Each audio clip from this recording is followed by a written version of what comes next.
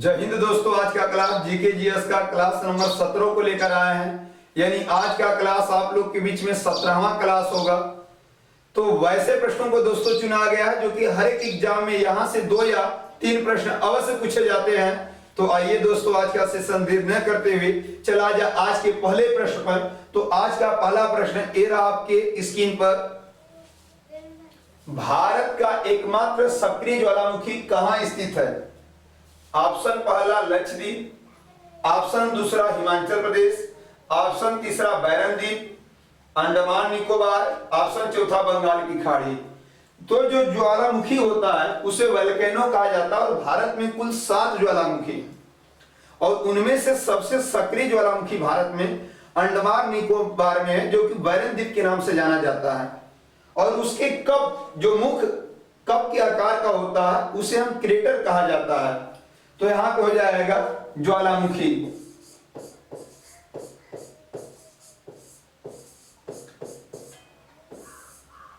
और भारत में एकमात्र सक्रिय ज्वालामुखी, भारत में एकमात्र सक्रिय ज्वालामुखी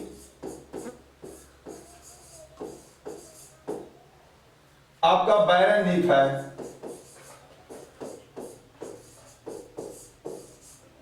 और ये कहां पे है?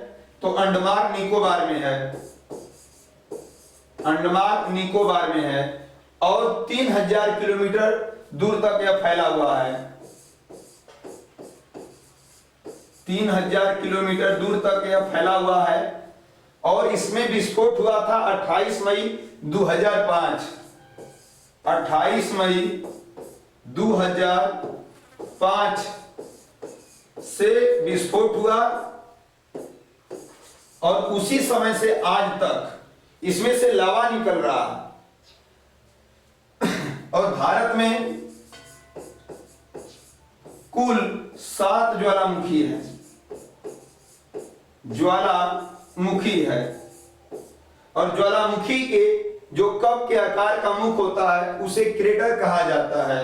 यानी जो ज्वालामुखी के जो मुख होता है उसका नाम क्रेटर होता है। और ज्वालामुखी कुल 3 तरह के पाए जाते हैं पूरे विश्व में। पहला हो जाएगा जागृत ज्वालामुखी, दूसरा हो जाएगा प्रसुप्त ज्वालामुखी और तीसरा हो जाएगा मृत ज्वालामुखी। मृत ज्वालामुखी, जागृत का मतलब जो बार बार जिसका उद्गार हो वैसे ज्वालामुखी को हम जागृत ज्वालामुखी कहेंगे। प्रसुप्त का मतलब कई वर्षों में एक आध बार देखने को मिल जाए, प्रसुप्त ज्वालामुखी कहलाएगा। मृत ज्वालामुखी का मतलब वैसे ज्वालामुखी जिसमें एक बार भी आज तक उद्गार न हुआ हो, मृत ज्वालामुखी कहलाएगा। तो इस प्रकार से ऑप्शन दोस्तों हो जाएगा बैरन द्वीप, अंडमान निकोबार। ऑप्शन नंबर 3 होगा। नेक्स्ट देखिएगा,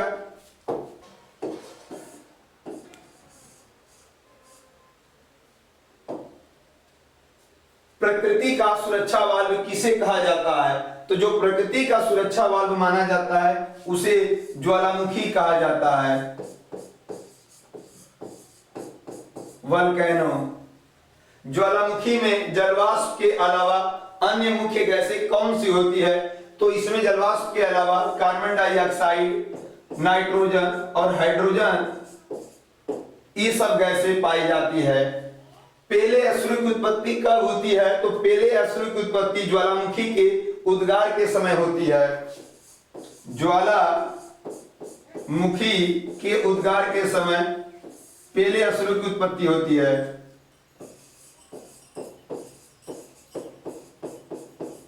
उद्गार के समय। मौना लोहा किसका उदाहरण है? तो मौना लोहा एक सक्रिय ज्वालामुखी है, सक्रिय ज्वालामुखी, सक्रिय ज्वालामुखी है। और ये कहां पे है? तो संयुक्त राज्य अमेरिका, यूएसए में मौना लोहा ज्वालामुखी पाया जाता है। नेक्स्ट देखिएगा,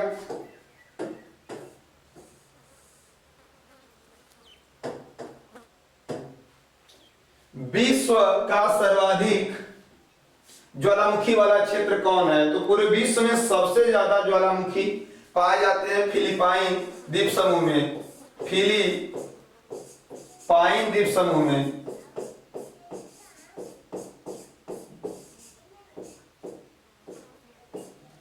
और विश्व में सर्वाधिक सक्रिय ज्वालामुखी कहां पाए जाते हैं? तो पूरे विश्व में पूछा जाएगा, विश्व में सर्वाधिक सक्रिय ज्वालामुखी, सक्रिय ज्वालामुखी, तो ये आपका आंसर हो जाएगा प्रशांत महासागर के आसपास, प्रशांत महासागर के आसपास। यानी इसमें दोस्तों सक्रिय लगाकर बोलेगा ज्वालामुखी तो प्रशांत महासागर के आसपास, और सबसे अधिक ज्वालामुखी पूछेगा तो फिलिपाइन द्वीप समूह हो जाएगा, फिलिपाइन द्वीप समूह।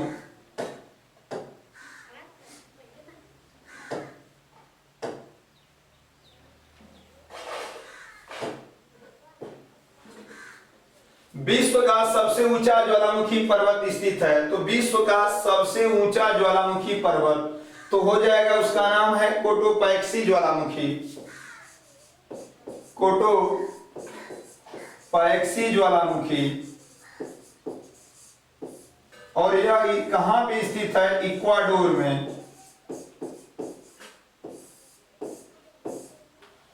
फ्यूजियामा किस देश का ज्वालामुखी है?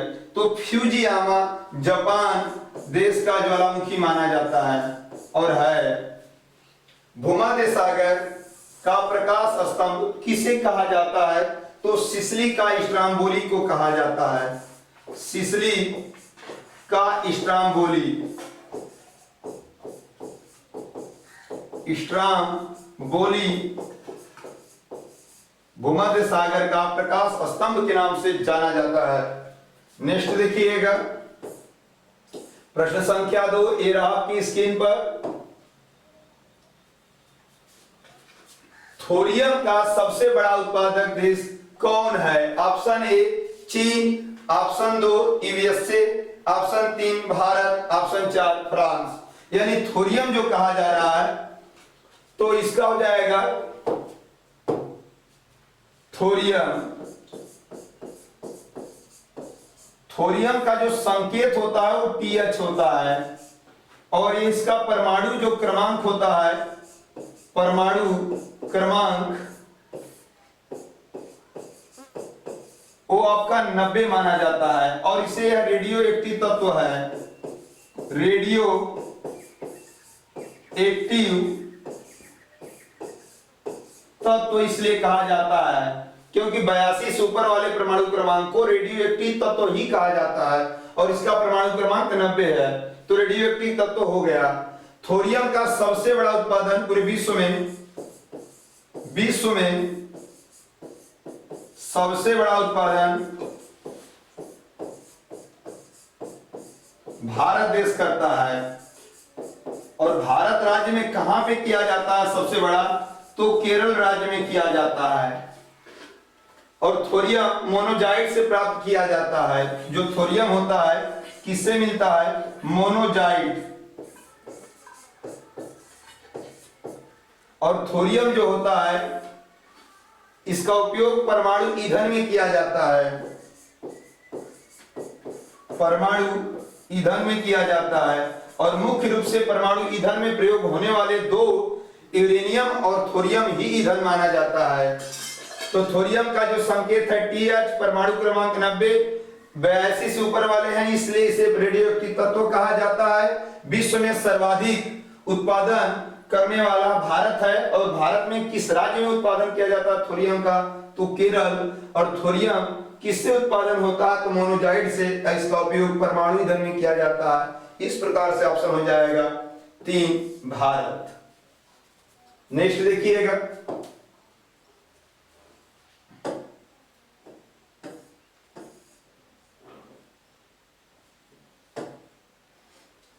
भारत सबसे ज्यादा प्याज उत्पादन करने वाला राज्य कौन है? तो प्याज भारत में सबसे अधिक उत्पादन करने वाला महाराष्ट्र राज्य है। महाराष्ट्र। भारत के किस राज्य में दाल सबसे ज्यादा उत्पादन होता है? तो दाल आपका हो जाएगा मध्य प्रदेश में। विश्व में रबड़ उत्पादन में प्रथम स्थान किस देश का है? तो पूरे विश्व में हो जाएगा थाईलैंड।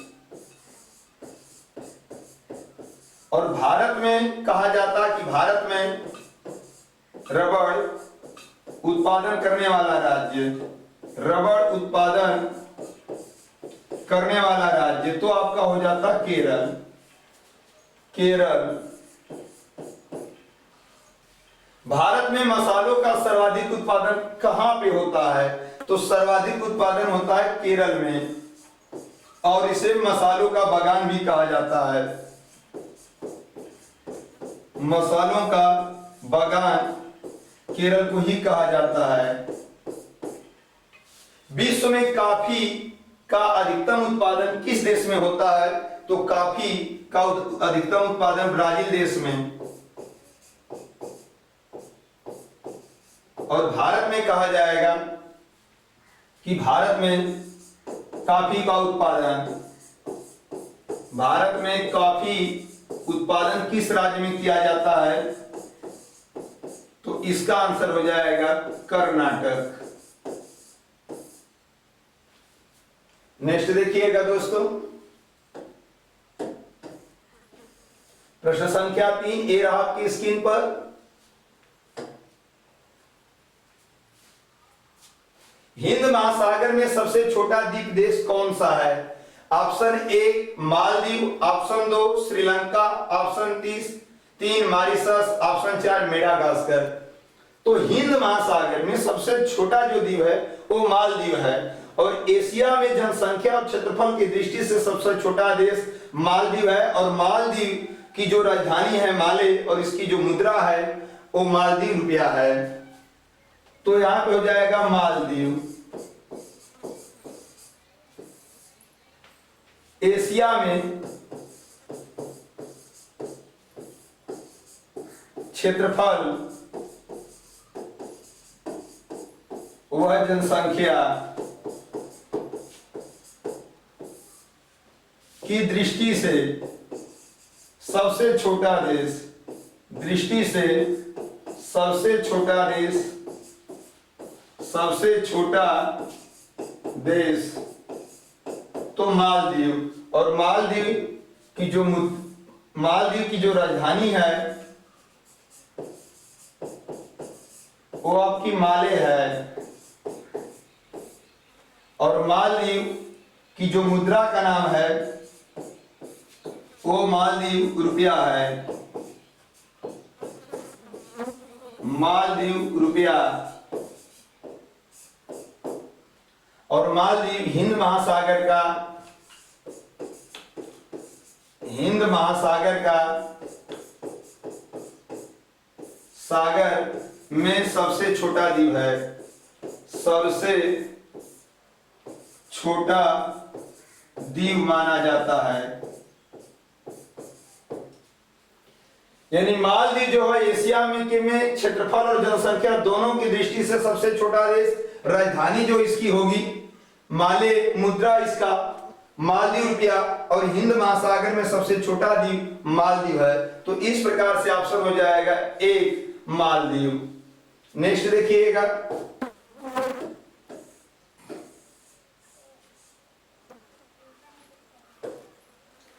लक्षद्वीप कहां स्थित है? तो जो लक्षद्वीप है वो अरब सागर में स्थित है, अरब सागर में स्थित है। वर्तमान में भारत के किस स्थान को सफेद पानी के नाम से जाना जाता है? तो सफेद पानी सियाचिन। और सियाचिन भारत और पाकिस्तान के बीच विवाद है। सियाचिन पर भारत और पाकिस्तान की सीमा पर विवाद है। न्यू मरे द्वीप कहां स्थित है? तो न्यू मरे द्वीप जो है बंगाल की खाड़ी में स्थित है, बंगाल की खाड़ी में, और इसमें भारत बांग्लादेश के बीच विवाद है। भारत और बांग्लादेश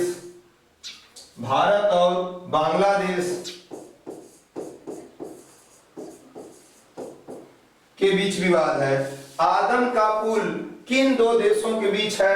तो आदम का पुल भारत और श्रीलंका के बीच आदम का पुल स्थित है। यानी लक्षद्वीप कहां स्थित है? अरब सागर में। वर्तमान में भारत में किस स्थान को सफेद पानी के नाम से जाना जाता है? सियाचिन। भारत और पाकिस्तान जो विवाद क्षेत्र में है। न्यू मरे द्वीप कहां स्थित है? बंगाल की खाड़ी, जो भारत बांग्लादेश विवाद वाला क्षेत्र। आदम का पुल किन दो देशों के बीच कहा जाता? भारत और श्रीलंका। नेक्स्ट देखिएगा, पोर्ट ब्लेयर कहां स्थित है? तो पोर्ट ब्लेयर जो स्थित है अंडमान निकोबार,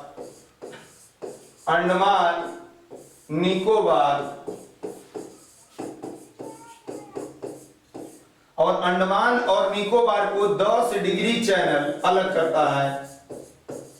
डिग्री चैनल इसे अलग करता है। राम सेतु कहां स्थित है? तो राम सेतु जो है भारत में जो रामेश्वरम स्थान है, रामेश्वरम, और श्रीलंका में मन्नार की खाड़ी, श्रीलंका में मन्नार की खाड़ी में राम सेतु स्थित है। एपीजे अब्दुल कलाम के नाम पर किस द्वीप का नाम रखा गया? व्हीलर द्वीप। व्हीलर द्वीप का नाम डॉक्टर एपीजे अब्दुल कलाम कर दिया गया, और यह स्थित कहां पे है? तो उड़ीसा में स्थित है। भारत की सबसे बड़ी जवाहर सुरंग कहां स्थित है? तो भारत की सबसे बड़ी जवाहर सुरंग जम्मू कश्मीर में स्थित है। नेक्स्ट देखिएगा,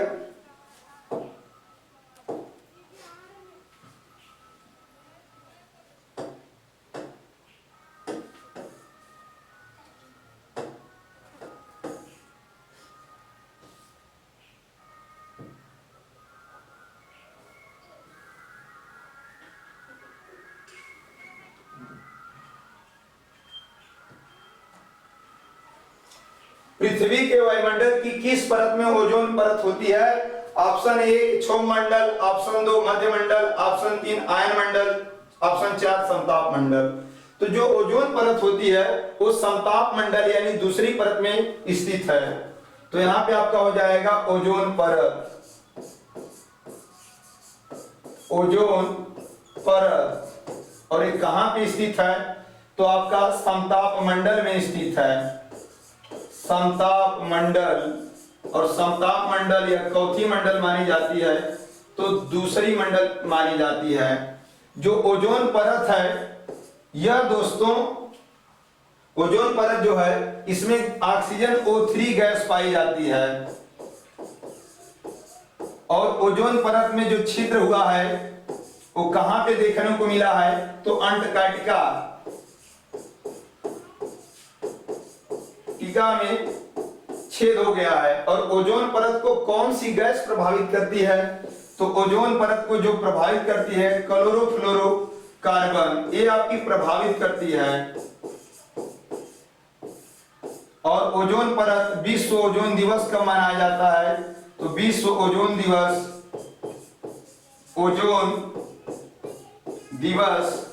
प्रतिवर्ष 16 सितंबर को मनाया जाता है। 16 सितंबर को विश्व ओजोन दिवस मनाया जाता है। और ओजोन परत को डावसन इकाई मापती है। और इसी ओजोन परत को समताप मंडल भी कहा जाता है, स्ट्रेटोस्फीयर कहा जाता है। यानी ओजोन परत किस मंडल में है? समताप मंडल। इसे दूसरा मंडल कहा जाता है। इसमें O3 गैस पाई जाती है। ओजोन परत में सबसे सर्वाधिक छिद्र कहां पे हुआ है? अंटार्कटिका के ऊपर। इसको कौन सी गैस प्रभावित कर देती है? यानी जो क्लोरोफ्लोरोकार्बन होती है, रेफ्रिजरेटर से जो गैसें निकलती हैं क्लोरोफ्लोरोकार्बन, उसको प्रभावित कर देती है। और विश्व ओजोन दिवस कब मनाया जाता है? 16 सितंबर को मनाया जाता है। और डाल्टन इकाई इसे मापने का कार्य करती है। तो इस प्रकार से ऑप्शन हो जाएगा दोस्तों 4, ऑप्शन नंबर 4 समताप मंडल। नेक्स्ट देखिएगा,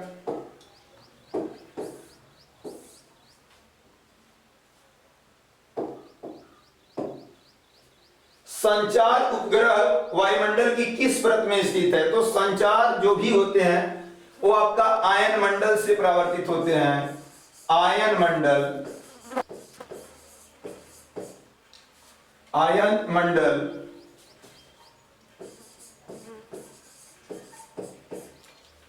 क्षोभ मंडल की धरातल से ऊंचाई कितनी है? तो धरातल से ऊंचाई पूछेगा तो 18 किलोमीटर। और क्षोभ मंडल की औसत ऊंचाई पूछ दिया, औसत ऊंचाई यहां पे केवल औसत लगा देगा तो आपका हो जाएगा 14 किलोमीटर। 14 किलोमीटर होता है। मेघ गर्जना वायुमंडल की किस परत में होती है? यानी बादल बनना। तो बादल बनना यह सबसे निचली परत मानी जाती है और उसका नाम है क्षोभ मंडल। क्षोभ मंडल में मेघ बनना होता है। पृथ्वी के वायुमंडल का सर्वाधिक घनत्व तो कहां पर होता है? तो सर्वाधिक घनत्व क्षोभ मंडल में ही देखने को मिलता है, क्षोभ मंडल में। और यह सबसे निचली मंडल माना जाता है, सबसे निचली परत को क्षोभ मंडल कहा जाता है। नेक्स्ट देखिएगा,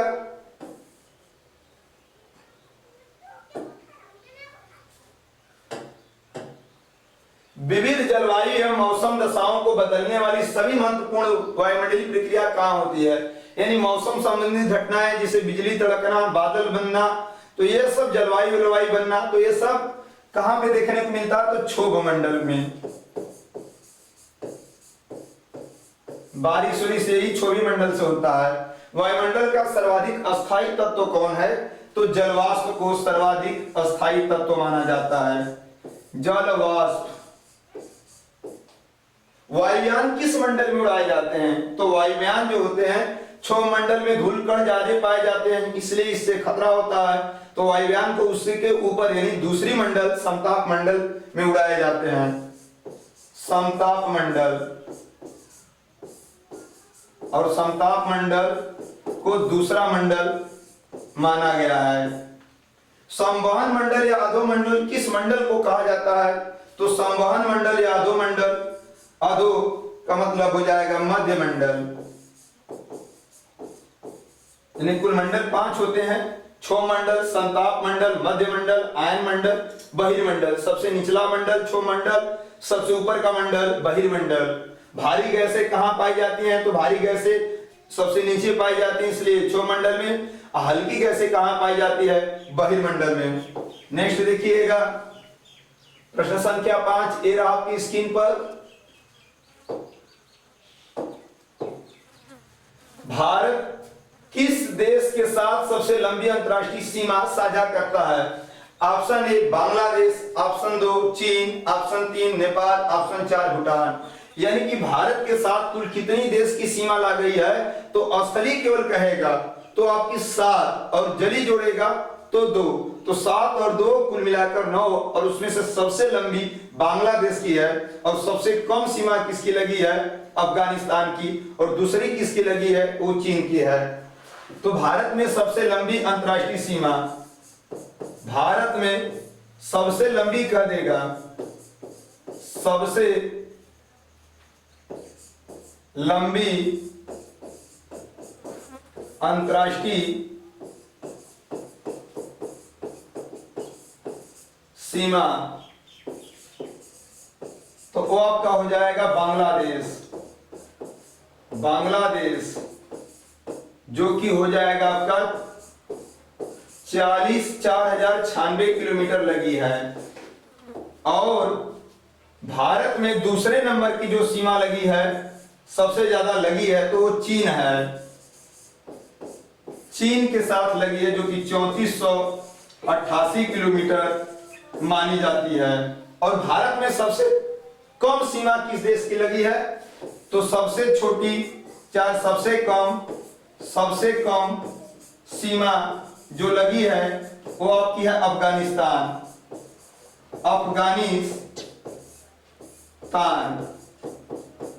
अफगानिस्तान की मात्र 106 किलोमीटर भारत के साथ सीमा लगी हुई है। और स्थलीय देश कितने हैं सीमा बनाने वाले भारत के साथ? तो 7 देश हैं। वो कौन कौन है? तो आपका हो जाएगा पहला पाकिस्तान के ऊपर हो जाएगा आपका अफगानिस्तान और उस साइड हो जाएगा आपका चीन, फिर हो जाएगा नेपाल, भूटान, छठा हो जाएगा म्यांमार, सातवां हो जाएगा बांग्लादेश। सबसे लंबी सीमा जो होगी वो आपकी बांग्लादेश की होगी। तो इस प्रकार से ऑप्शन दोस्तों हो जाएगा option number A Bangladesh. Next देखिएगा,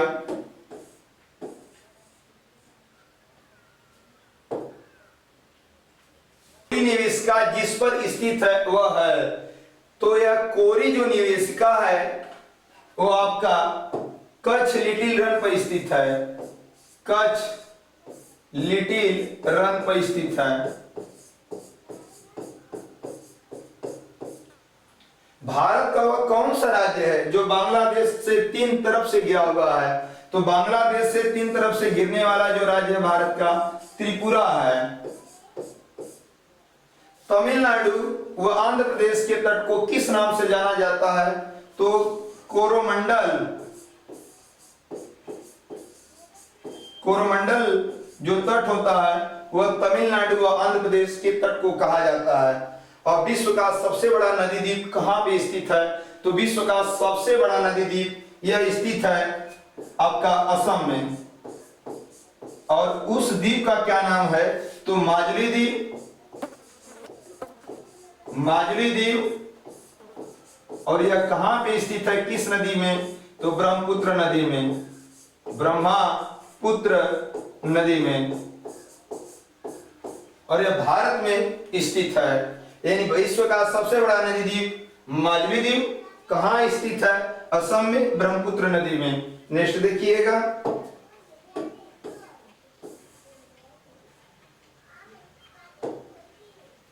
मन्नार की खाड़ी किसके तट के साथ स्थित है? तो मन्नार की जो खाड़ी है वो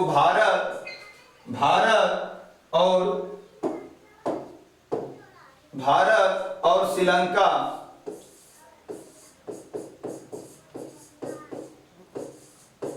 के तट के साथ स्थित है। प्रशांत महासागर का सबसे गहरा घर, तो प्रशांत महासागर विश्व का सबसे गहरा महासागर है और इसका सबसे गहरा घर मेरियाना गर्त। और यह कितना गहरा है? 11,022 मीटर, लगभग 11 किलोमीटर मेरियाना गर्त गहरा है, जो विश्व का सबसे गहरा गर्त है। भाखड़ा नांगल बांध किस नदी पर बना है? तो भाखड़ा जो नांगल है वो आपका सतलज नदी पर बना है। सतलज नदी पर बना है। और भाखड़ा नांगल बांध विश्व का दूसरा सबसे ऊंचा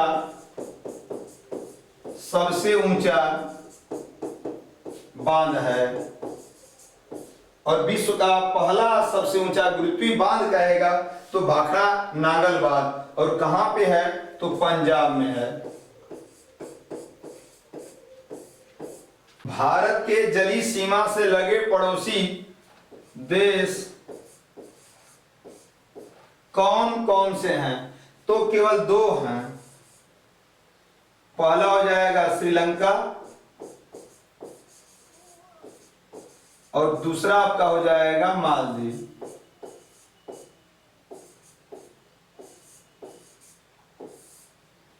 नेक्स्ट देखिएगा,